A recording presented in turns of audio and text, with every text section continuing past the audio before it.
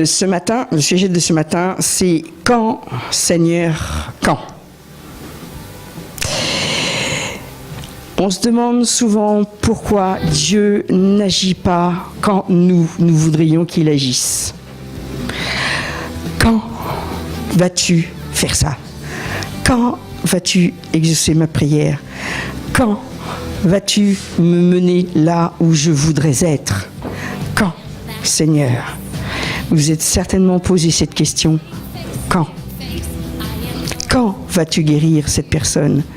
Quand, Seigneur? Nous voulons toujours savoir quand Dieu va agir. Ça serait plus simple, hein? Si on savait quand. Mais Dieu ne nous a pas dit de nous intéresser au quand. On le voit dans Acte 1, versets 6-7. Dieu ne nous demande pas de comprendre les quand et les pourquoi. Dieu nous a appelés vraiment à être en lui et à jouir de la vie qu'il nous a donnée, à jouir du parcours. Je vous en avais déjà un petit peu parlé la dernière fois. Les personnes souvent vivent dans l'après. Quand j'aurai mes diplômes, quand j'aurai un travail, quand je serai mariée, quand j'aurai des enfants, quand mes enfants auront leur diplôme, quand ils auront un travail, quand, et on se retrouve à la retraite, à la fin de sa vie, et on n'a pas profité du parcours de sa vie. Dans Acte 1, verset 6-7, il est dit « Ceux qui s'étaient réunis lui demandaient « Seigneur, est-ce en ce temps-ci que tu vas rétablir le royaume pour Israël ?» Question légitime. Est-ce que c'est maintenant, Seigneur? Est-ce qu'on doit se préparer? Qu'est-ce qu'on doit faire, Seigneur? Est-ce que c'est maintenant? Il leur répondit « Il ne vous appartient pas. » Ah, mince, loupé. De connaître les temps. Ah mince, il ne nous appartient pas de connaître les temps. Et les moments que le Père a fixés de sa propre autorité. Il ne nous appartient pas de connaître les temps. De savoir quand Dieu va agir. Bah mince alors, moi je croyais qu'on devait savoir où on allait et quand ça se ferait. On veut toujours savoir, vous avez remarqué dans les séminaires, les gens ils disent ils vont vers le prophète, et puis dis-moi ce que je dois faire, dis-moi quand ça va se réaliser, dis-moi, prie pour moi pour que ça se réalise. Moi ça fait 10 ans que je prie, ça se réalise pas. Quand? La vie n'est pas une question de destination, mais elle est bien une question de parcours. On a un but, oui, ok. On a un appel, ok, on l'a dit tout à l'heure. On doit savoir où on va. Mais quand? Ça, c'est autre chose. Et pourquoi je dois passer? Vous vous souvenez de Paul? Pourquoi moi, je veux aller là, et puis non, le Saint-Esprit m'envoie ailleurs. Pourquoi je dois pas? Pourquoi c'est plus court par là? Pourquoi? Vous n'avez jamais posé cette question?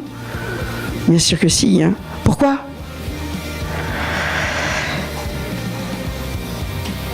on doit avoir de la peine et des épreuves? Pourquoi, Seigneur? Ça serait pas plus simple que ding. Ouais, moi je trouve que ça serait plus simple. Hein. On claque des doigts là, schling. Je sais pas si vous avez vu certainement Joséphine Ange Gardien là, elle fait gling et elle se retrouve ailleurs. Et gling, la porte s'ouvre. Et gling, telle chose se fait. Moi j'aimerais bien, hop, je rentre à la maison. Ça y est, le repas, il est magnifique sur la table est dressée, j'ai pas fait les courses, rien du tout, c'est fantastique, j'ai plus qu'à me mettre les pieds sous la table. Dieu n'est pas un magicien. Quand vas-tu revenir? C'est ce qu'on se pose aujourd'hui comme question. Quand Dieu va revenir? Quand Jésus va-t-il revenir? Quand va-t-il nous enlever? Quand? Ah, moi, comme j'aimerais que ça soit là, tout de suite, maintenant, là, boum. Mais non, il y a d'autres choses à faire. Dieu nous dit en son temps, ça veut dire au temps convenable, au temps ou c'est le mieux pour nous. Et nous, on a du mal à comprendre ça. Mais c'est mieux tout de suite, là. Si j'avais une belle voiture, si j'avais une belle maison, si, ça serait mieux maintenant. Maintenant, si j'étais impeccable, là, gling. Si j'étais nickel. Oh, ce serait merveilleux. Maintenant, tout de suite. Ce n'est pas que Dieu veut que nous soyons ignorants ou stupides, mais il nous dit, n'essayez pas de comprendre les temps. N'essayez pas de comprendre pourquoi ça ne se fait pas maintenant. Dieu, il ne veut pas qu'on se casse la tête avec ça. Il est clair dans ce verset. Il leur répondit, il ne vous appartient pas. Ce n'est pas seulement de connaître quand le royaume d'Israël va s'établir. Nous sommes le royaume d'Israël. Il leur dit, ce n'est pas à vous. Ça ne vous appartient pas. Lui, ce qu'il veut, c'est que nous vivions par la foi. C'est que nous marchions par la foi. Et que nous continuions vraiment à croire que ce qu'il dit est vrai. C'est pas parce que nous ne le voyons pas que ce n'est pas vrai, que ça ne va jamais arriver. Il veut que nous sachions qu'il est vraiment bon envers nous. Et que s'il nous fait attendre, c'est qu'il a ses raisons. Il est le créateur. Il sait mieux que nous. Il est plus intelligent que nous. Oh, ça, c'est pas un scoop. Hein. Vous savez qu'on n'est pas des êtres stupides, mais quand même, Dieu est nettement plus intelligent que nous. Donc, lui, c'est mieux.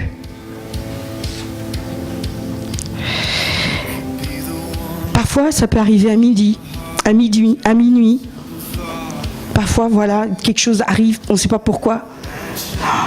Ça fait 20 ans que je prie pour ça, 20 ans que j'intercède, 20 ans que je pleure, et ça n'arrive pas. Et puis un matin, on se lève, et c'est fait. Qu'est-ce qu'il y avait de différent ce jour-là? Si tu pouvais le faire aujourd'hui, Seigneur, pourquoi tu ne l'as pas fait hier? Pourquoi tu ne l'as pas fait puisque tu pouvais le faire, pourquoi tu ne l'as pas fait? Encore un pourquoi? Ça, c'est bien une chose qu'il faut bannir de votre tête. Arrêtez d'y réfléchir. Arrêtez de poser des pourquoi, Seigneur. Pourquoi? Quand? Arrêtez. Dans 1 Corinthiens 10, verset 13, Dieu ne va pas attendre, par contre, que vous soyez vaincus, que vous soyez à terre. Il ne permettra pas que vous soyez tentés au-delà de ce que vous pouvez supporter. C'est dans 1 Corinthiens 10, verset 13. Aucune tentation ne vous est survenue qui n'ait été humaine. Et Dieu qui est fidèle ne permettra pas que vous soyez tentés au-delà de vos forces.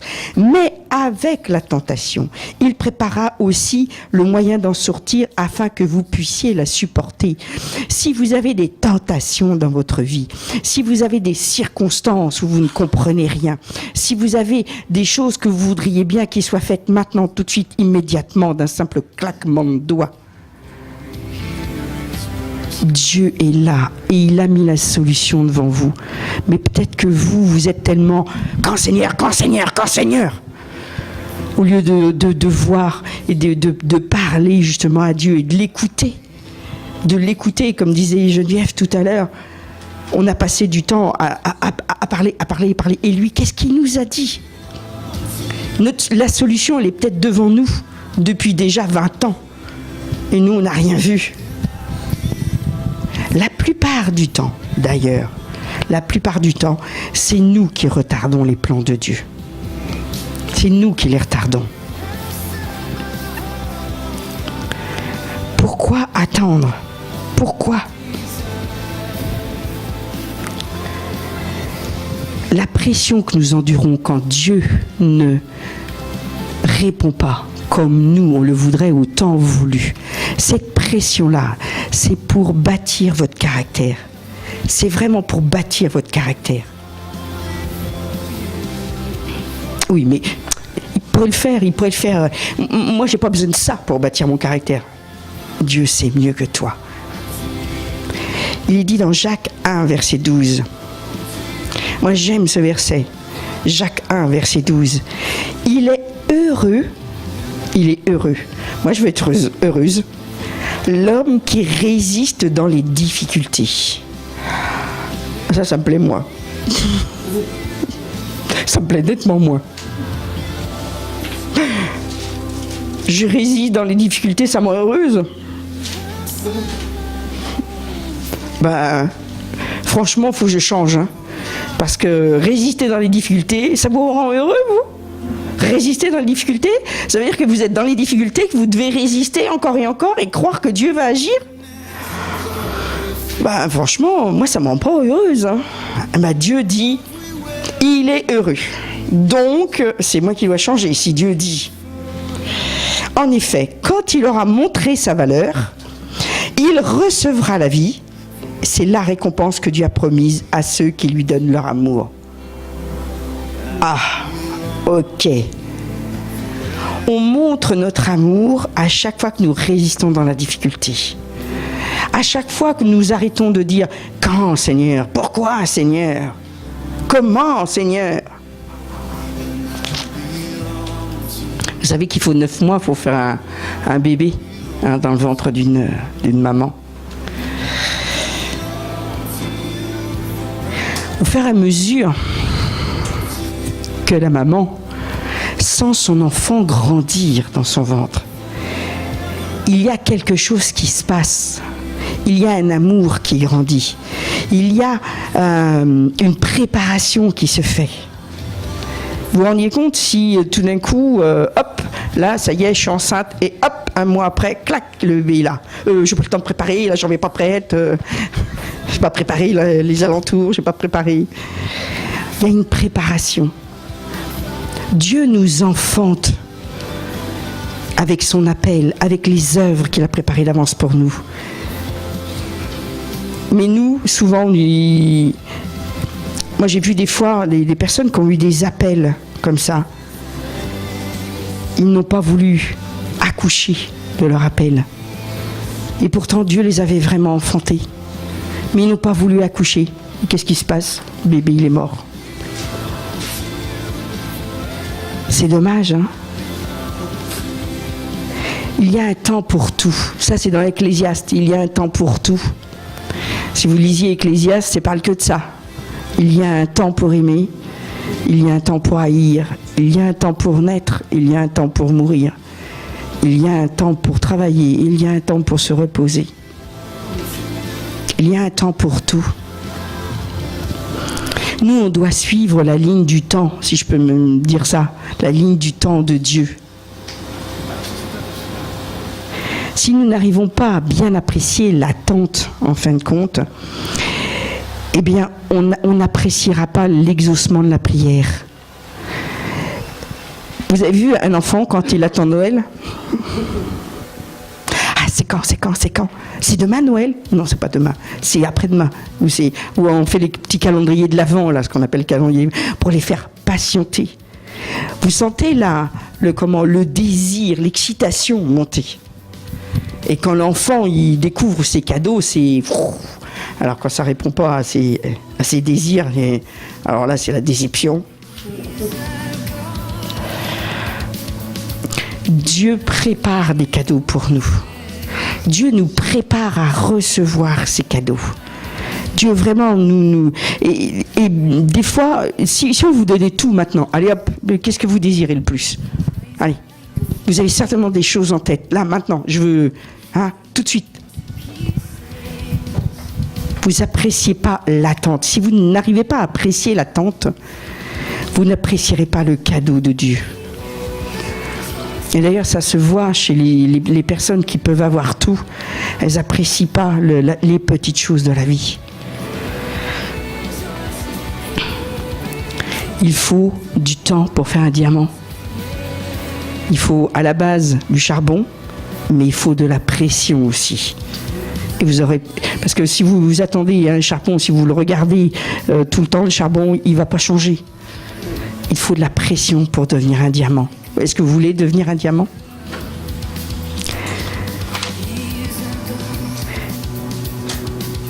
Ce n'est pas la pression qui est mauvaise. C'est quand nous luttons, c'est quand nous nous acharnons pour avoir maintenant. C'est ça le principe, en fin de compte. C'est pourquoi tu ne fais pas maintenant? On rechigne, on rebelle. Hein, comme les Israélites dans le désert. Je veux pas ça, j'aime pas ça, je veux ça, je veux pas attendre. Vous n'êtes pas comme moi, non?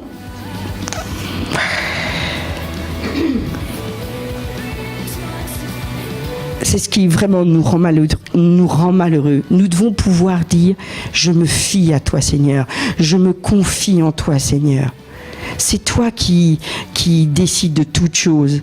Je sais que ce que tu vas mettre devant moi, c'est le meilleur pour moi. Il y a ceux qui veulent absolument tel travail, ceux qui veulent absolument un conjoint, ceux qui veulent absolument qu'il soit purifié instantanément. J'aurais bien voulu, moi, ça. Gling, super. Pas vous? Tout le monde aime les guérisons instantanées. Et Dieu en fait des guérisons instantanées.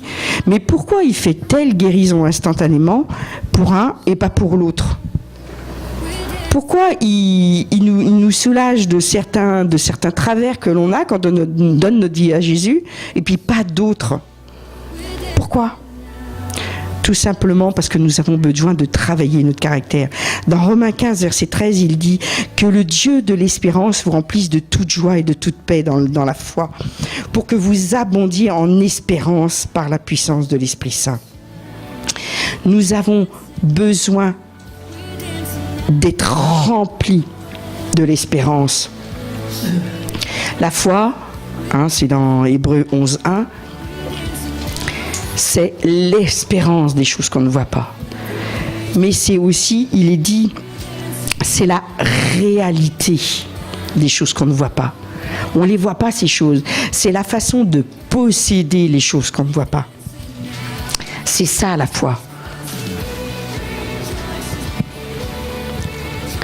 Dieu est un Dieu d'espérance. Pendant que vous attendez, ayez cette espérance confiante et joyeuse. Ayez-la, cette espérance. Ne doutez pas. Ayez-la, gardez-la, chérissez-la. Dites-le ce qui va arriver. Dites-le 2 à 3 fois par jour. Vous savez ce qui se passe quand on dit les choses, quand on proclame les choses? Vous savez ce qui se passe? Ça exaspère le diable. Il fait du fou furieux. Quand vous dites les choses, telle personne, elle appartient à Dieu. Telle chose va arriver, telle guérison va arriver, ça exaspère le diable. Mais en plus, cela va attirer les choses du royaume spirituel, le royaume invisible, ça les attire dans le naturel. Dans Hébreux 11, verset 1, c'est ce qui est dit. Croire en Dieu, c'est une façon de posséder déjà les biens qu'on espère. C'est être persuadé que les choses qu'on ne voit pas existent vraiment. Où croyez-vous qu'elles existent, ces choses? Elles existent, mais dans le monde surnaturel, dans le monde spirituel, dans le monde invisible, elles existent déjà.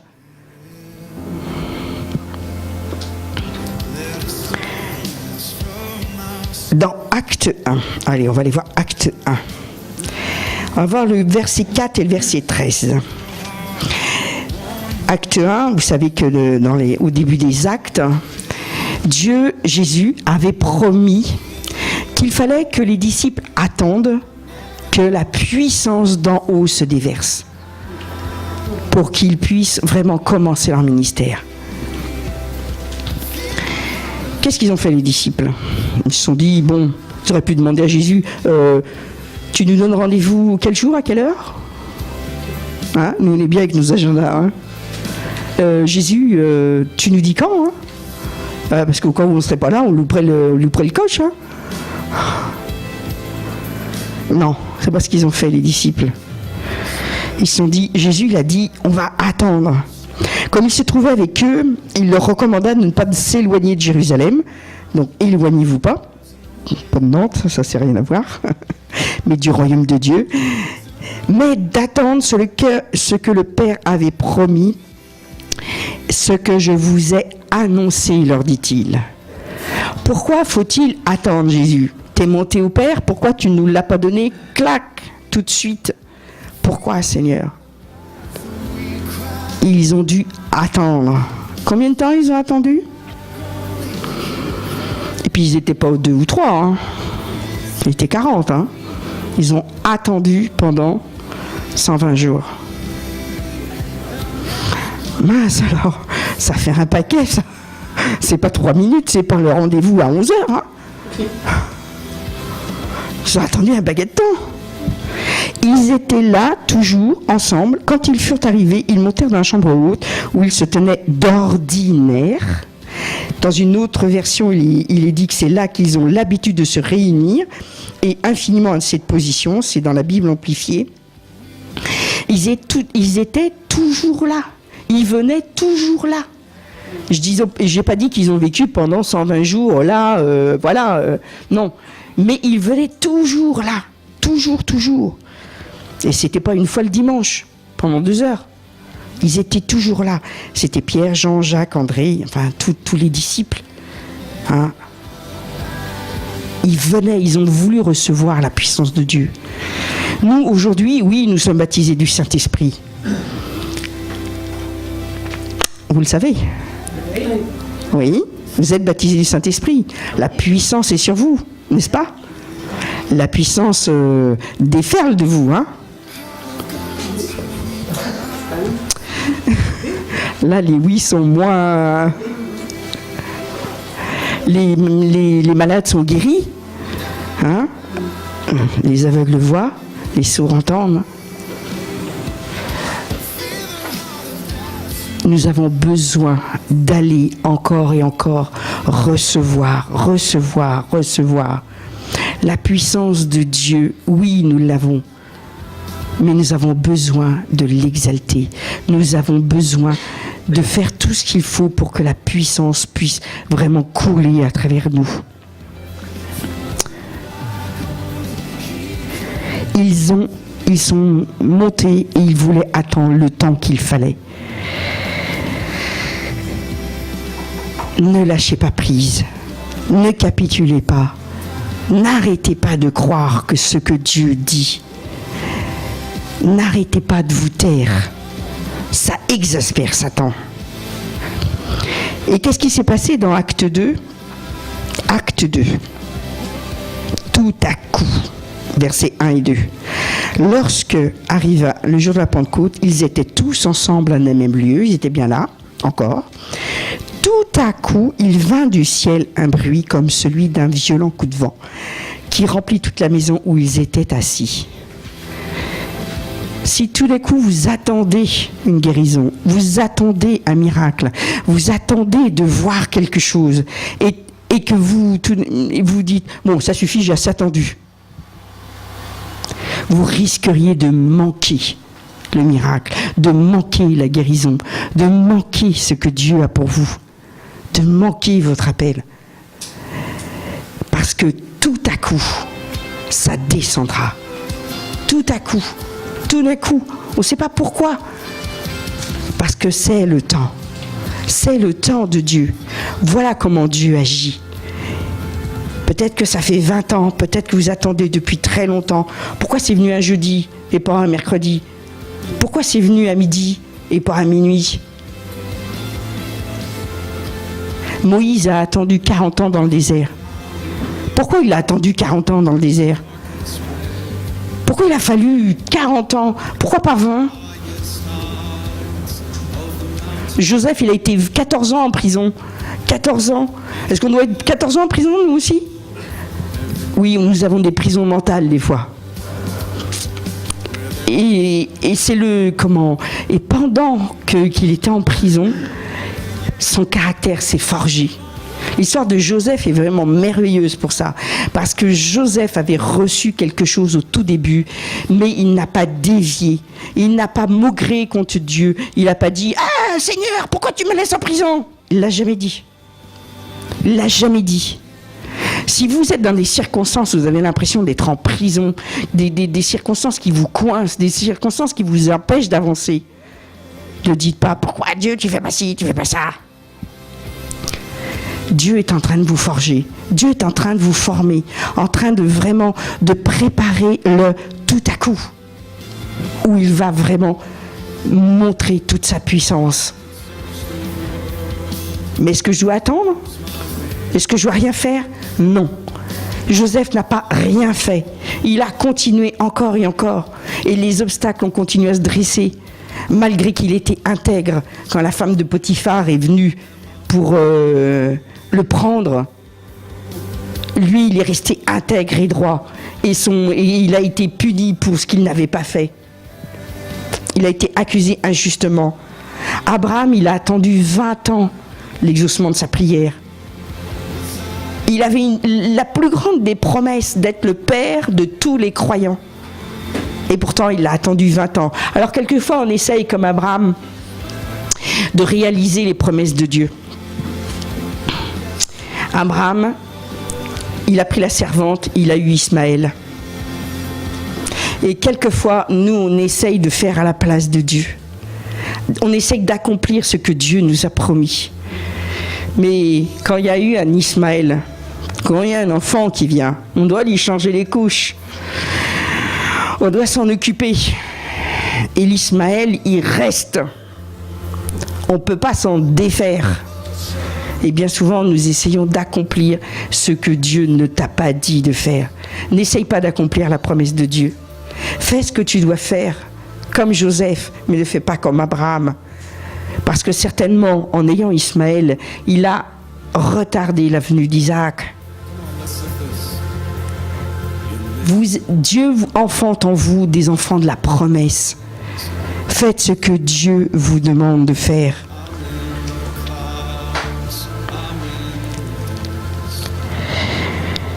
Je veux encore vous partager ce moment où Moïse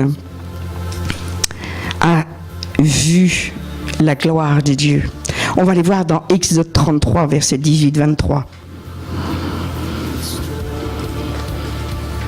Je sais que je vais vous parler de ce sujet quelques dimanches, parce qu'on a besoin de comprendre comment Dieu agit. Si nous ne savons pas comment Dieu agit, nous allons faire n'importe quoi. Nous n'allons pas faire ce que Dieu attend de nous. Dans Exode 33, versets 18 à 23, vous connaissez ce passage, ce fameux passage. Moïse dit, « Fais-moi voir ta gloire. » Qui voudrait voir la gloire de Dieu, là, descendre, maintenant, comme ça, là, pouf, pouf. Ah, moi j'aimerais ça. Hein? Fais-moi voir ta gloire. L'Éternel lui répondit, mince, je ferai passer devant toi toute ma bonté, bon, moi ça va, et je proclamerai devant toi le nom de l'Éternel, bon, ben ça va. L'Éternel dit, tu ne pourras pas voir ma face, j'ai sauté une ligne, moi. Je fais grâce à qui je fais grâce et miséricorde à qui je fais miséricorde. Verset 20. L'Éternel dit, tu ne pourras pas voir ma face, car l'homme ne peut me voir et vivre. Bon, ça se comprend facilement. Si je voyais la face de Dieu, certainement j'en mourrais. Verset 21. L'Éternel dit, voici un lieu près de moi, tu te tiendras sur le rocher. Quand ma gloire passera, je te mettrai dans un creux du rocher et je te couvrirai de ma main jusqu'à ce que j'aie passé. Et lorsque je retournerai ma main, tu me verras par derrière, mais ma face ne pourra pas être vue. Bon, qu'est-ce que Dieu nous apprend dans ce passage? Sachez que toute l'Écriture a été écrite pour notre instruction. Qu'est-ce que Dieu nous enseigne? Une belle histoire? Un petit peu plus que ça. Nous, aujourd'hui, nous sommes cachés en Christ. Nous sommes une nouvelle créature. Jésus est notre rocher. Nous sommes sur le rocher, mais nous sommes dans le rocher. Hein, nous sommes cachés dans le rocher. Ah, ça commence à nous éclairer. Nous sommes cachés dans le creux du rocher, afin que la gloire de Dieu passe. D'accord. Si vous voulez les références de nouvelles créatures, je vous les redonne. 2 Corinthiens 5, 17. Si quelqu'un est en Christ, il est une nouvelle créature. Et dans Galates 2, verset 20, j'ai été crucifié avec Christ, et si je vis, ce n'est plus moi qui vis, c'est Christ qui vit en moi. Ce que je vis maintenant dans la chair, je les vis dans la foi au Fils de Dieu qui m'a aimé, qui s'est livré lui-même pour moi. Galates 2, 20, si vous voulez les références, pour vous fortifier après. Et Dieu nous a cachés dans le rocher de Christ. Et en fin de compte, qu'est-ce qui se passe ? Quel est le rapport là avec le rocher caché, la gloire de Dieu, et puis le fait d'attendre ? Dieu lui dit, je te cache, je mets ma main, tu ne me verras pas. Nous, c'est pareil. En fin de compte, qu'est-ce qui se passe ? Dieu, il est là, et nous, on avance. On est en Christ, on est caché. Et on voit rien. On ne voit pas ce qui se passe. On ne voit pas ce que Dieu prépare. Mais si quelqu'un, par exemple, venait par derrière moi, je ne le vois pas, je ne l'ai pas entendu, par exemple, et il passe devant moi. Il passe. Je ne savais pas qu'il était derrière moi. Quand je le vois me dépasser, je dis « Ah, bah tiens, t'étais là !» Eh bien, nous, c'est pareil. Dieu est à l'œuvre. Dieu fait les choses.